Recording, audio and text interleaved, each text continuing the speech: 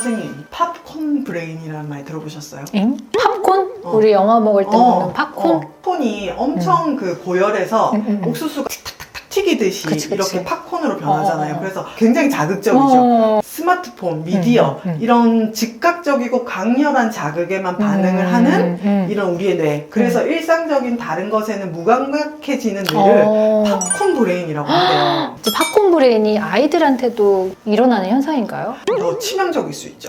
그렇구나. 근데 왜 그렇죠? 왜냐하면 우리의 뇌는 발달이 어느 정도 지금 완성된 상태잖아요. 근데 애들은 완전 미성숙하니까. 자라나고 있는 상태이기 맞아, 때문에 맞아. 이게 좀 더 우리가 영유아는 치명적이란 말 하는 이유가 이 바로 영유아기의 두뇌 발달이랑 관련이 되어 있습니다. 그래서 오늘은 제가 영유아기에서 미디어가 왜 그렇게 많은 사람들이 반대를 하는지에 대한 두뇌 발달에 대한 이야기를 좀 드리려고 합니다. 오늘. 약간 오늘은 이론 같은 느낌이죠? 네. 충격을 받으실 수 있어요. 오늘은 딱 3가지의 전문 용어를 알고 이제 들으시면 됩니다. 네. 첫 번째 뉴런, 두 번째 시냅스, 그리고 세 번째 가지치기. 이 3가지의 전문 용어를 아시면 되는데요. 이 뉴런은 우리 두뇌를 구성하는 가장 작은 신경세포 단위를 얘기하죠. 맞아요. 근데 이 뉴런은 언제부터 생성이 되죠? 엄마 뱃속에 있을 때부터. 그렇죠. 태아 때부터 계속 생성이 되는데 이 뉴런과 뉴런 사이를 잇는 게 바로 시냅스죠. 이 시냅스가 활발하게 형성이 되면서 신경망이 이제 만들어지고 이 다양한 신경망과 신경회로가 오밀조밀하게 우리 두뇌를 만들어 갈 때 우리가 원하는 굉장히 호두 모양 같은 이렇게 쪼글쪼글한 뇌가 되는 거죠. 뉴런이랑 시냅스 형성까지는 많이들 들어보셨을 거예요. 근데 이 3번째 개념, 가지치기. 우리가 나무를 이제 키울 때 가지치기를 하는데 보통 곱고 건강한 줄기만 남기려고 불필요하거나 좀 약한 부위를 잘라내죠. 그쵸. 근데 우리 뇌도 이 기능을 합니다. 이거는 생후부터 시작을 하는데요. 우리 뇌가 가장 중요하게 생각하는 핵심 가치는 바로 뭘까요? 생존? 생존을 위해서 우리 두뇌는 효율성을 굉장히 중요하게 생각합니다. 가지치기는 뇌 중에서 자극을 좀 덜 받은 부위, 그래서 두뇌가 느끼기에 불필요하다고 느끼는 부위를 잘라내서 조금 더 많이 쓰는 부위를 더 활발하게 만들겠다 하는 뇌의 효율성의 일환으로 볼 수가 있습니다. 그래서 제가 이거를 시냅스의 밀도 사진을 좀 보여드릴게요. 이제 보면 태어났을 때는 이 밀도가 약간 얼기설기하죠. 1개월, 9개월이 되면서 점점 밀도가 이제 오밀조밀해지는 것이 눈에 보여요. 그러다가 만 2세가 되면은 굉장히 오밀조밀하죠. 시냅스가 많이 되어 있네요. 그죠? 그래서 사실 만 2, 3세 때가 우리 뇌에서 제일 과도하게 증식을 하는 시기입니다. 왜냐하면 가지치기를 앞으로 할 거니까. 그쵸. 일단은 많이 만들어놔야 돼. 일단은 무조건 많이 받는 거예요. 그래서 자극을 굉장히 다양한 경험을 상당히 많이 받아놓는 시기가 만 2, 3세예요. 근데 우리 두뇌가 만 2, 3세가 되면은 성인의 거의 80%까지 이 부피나 양적인 발달을 하잖아요. 이 시기에 우리 아이들이 계속 뭔가를 배우고 조작하고 경험하고 이런 거를 통해서 이 만 6세까지 정말 많은 뇌의 신경망이 형성이 되는 거죠. 다양한 경험을 토대로 뇌의 기초공사를 완료한다고 하셨죠. 기초공사를 하는 시기가 만 6세까지죠. 기초공사를 제대로 해놔야 쌓아 올려도 단단하게 쌓아 올라가고 또 기초공사 자체가 헐거우면은요. 다 무너지겠죠. 그렇죠. 결국에는. 14살이 되면 어때요? 가지치기를 많이 해놓은 상태네요. 만 6세에 비해서 상당히 지금 헐거워져 있어요. 불필요한 부분을 잘라낸 건데 가지치기를 많이 하는 시기가 만 6세 이후 그리고 이제 청소년기.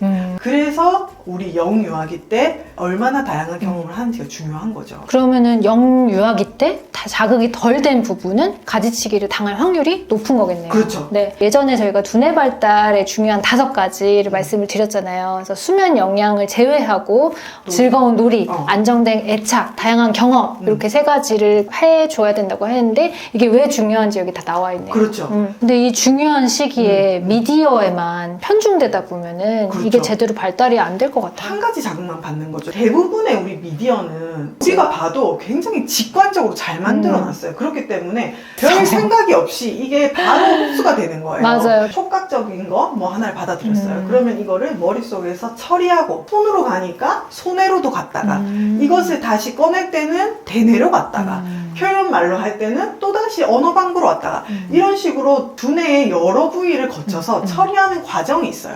근데 대부분의 시각적 정보는 이 후두엽으로 시각 중추를 거쳐서 여기만 굉장히 활성화되는 게 있는 거죠.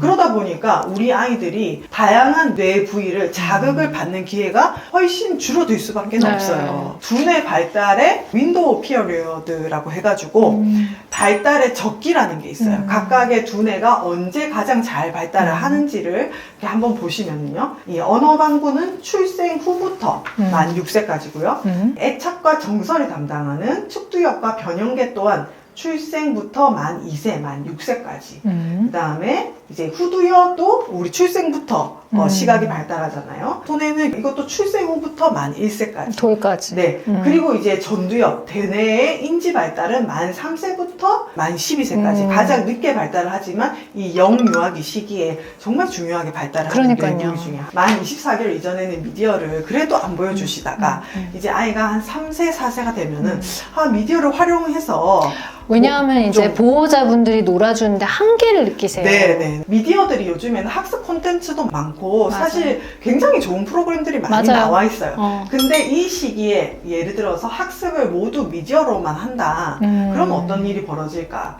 요즘에는 이런 세대를 디지털 세대라고 하거든요. 네. 근데 또 유목학습자라고도 해요.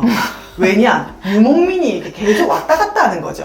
디지털 콘텐츠를 아이들이 한번 볼 때 이걸 가지고 1시간 이상 못 봐요. 짧게 맞아. 다음 걸로 넘어가고 다음 걸로 넘어가요. 그래서 요새 초등학생들은요 유튜브 잘 안 봐요. 쇼츠만 보고 그렇죠. 틱톡만 봐요. 점점 짧아지는 거죠. 맞아요. 왜 우리가 이런 쇼츠나 짧은 영상에 더 매료되느냐. 시각적인 자극들이 굉장히 우리 뇌에 단기적으로 즉각적으로 보상을 주기 때문이에요. 팝콘 같이. 네, 우리 두뇌에 보상 회로라고 하는 이 회로가 있는데 그 회로에 최적화된 컨텐츠라고 할 수 있어요. 어떡하냐. 근데 그 뇌만 쓰다 보면 말 그대로 팝콘 브레인이 되고 미디어 중독이 되는 거죠. 그렇게까지 보지 않더라도 미디어로 공부를 할 때 이 아이들의 머릿속에 얼마나 남을 것인가 이제 이거를 생각을 해보면요. 선생님이 예를 들어서 구글이나 네이버에 학술적인 걸 검색을 했어요. 그러고 그 다음날 되면 기억에 남나요?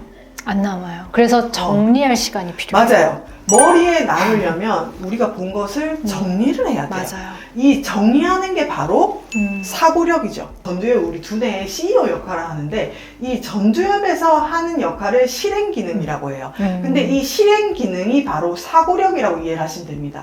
사고력은 생각하고 궁리하는 힘이죠.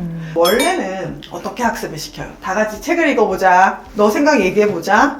그 다음에 집에서 써와라. 써오고 다시 발표해라. 이렇게 하죠. 그렇게 했을 때 머릿속으로 문자가 들어오면은 언어적으로 해석을 하고 해석된 개념을 전두엽으로 옮겨서 여기서 조직화하고 개념화하고 정리를 해요. 맞아요. 그런 다음에 다시 쓰려면 어떻게 해야 돼요? 또 손의 역할도 해야 그쵸. 되겠죠. 이렇게 해서 두뇌를 총체적으로 쓰는 게 책을 통한 학습의 기본입니다. 시각적인 부분만 사용을 하는 미디어 학습은 곰곰이 생각하는 사고력을 키워주지는 않습니다. 맞아요. 언어적 사고력, 문해력 이런 것들이 요즘에 모든 학습의 기본이라고 말을 하고 있잖아요. 그래서 그 정도는 알고 계셔야 우리가 미디어를 사용을 할 때도 어떻게 적절하게 사용할지를 부모님이 또 아실 수가 있을 것 같아요. 근데 선생님 다 알겠는데 이미 다 봤어. 2살, 3살 때 맨날 2-3시간씩 미디어를 접했어요. 네. 그럼 걱정이 될 것 같아요. 이제 망한 건가 같은데 제가 오늘 어떻게 너무 할까요? 겁을 드리긴 그러니까요. 했죠. 이거 뭐 다 가지치기 당한 거 아니냐고. 아닙니다. 우리 뇌는 정말 신비한 게요. 가소성이라는 게 있어요. 가소성. 스스로 재생도 하고 퇴화되거나 잘 기능을 못하던 부위도 다시금 자극을 주고 경험을 반복을 했을 때는 다시 재생산하고 또 인접 부위가 그 기능을 보상하고 이런 역할들이 있어요. 그래서 예전에는 우리 뇌가 한번 발달을 하고 나면은 이제 성인기도 그냥 계속 퇴화한다고 생각을 했는데 우리 두뇌도 계속해서 쓰면은 가소성으로 인해서 가지고 있는 능력보다 더 발휘할 수 있고 있고 조금 남아있는 불씨를 재생성할 수 있는 그런 뇌의 신비한 능력. 영유아기에는 부모님들이 또 미디어 중독도 걱정하시는데 미디어 중독은 아니라고 말씀을 드리거든요. 영유아에는 중독은 없다는 말씀이신가요? 왜냐하면 그만큼 뇌의 가소성도 뛰어나고 아이들이 스스로 판단해서 다른 것보다 미디어를 더 좋아한다기보다는 미디어 노출로 인한 경험이기 때문에 부모님이 적절한 놀이와 다양한 경험으로 이 미디어에 소비됐던 시간을 대체를 해주시면 아이들은 충분히 돌아옵니다. 그래서 지금이라도 늦지 않으셨어요. 결국은 이제 보호자의 역할이 제일 중요하다는 말씀이신 거잖아요. 네네. 그냥 보여주지 마세요. 이러고 끝! 이러면 이제 큰일 나요. 네네. 댓글을 큰일 나. 뭐 어쩌라고. 아닙니다. 저희 아들이 38개월인데 미디어를 활용을 하고 있습니다. 그래서 오늘은 영유아기 미디어 1편으로 왜 미디어에 많이 노출시키는 게 안 좋은지에 대해서 제가 설명을 드린 거고, 우리 다음 편에서는 이 미디어를 어떻게 적절하게 활용하는지, 활용도 그리고 어떻게 골라야 되는지 이거를 알려드리겠습니다. 아, 좋습니다. 네. 오늘도 좋은 말씀 감사합니다. 다음에 또 봐요. 안녕.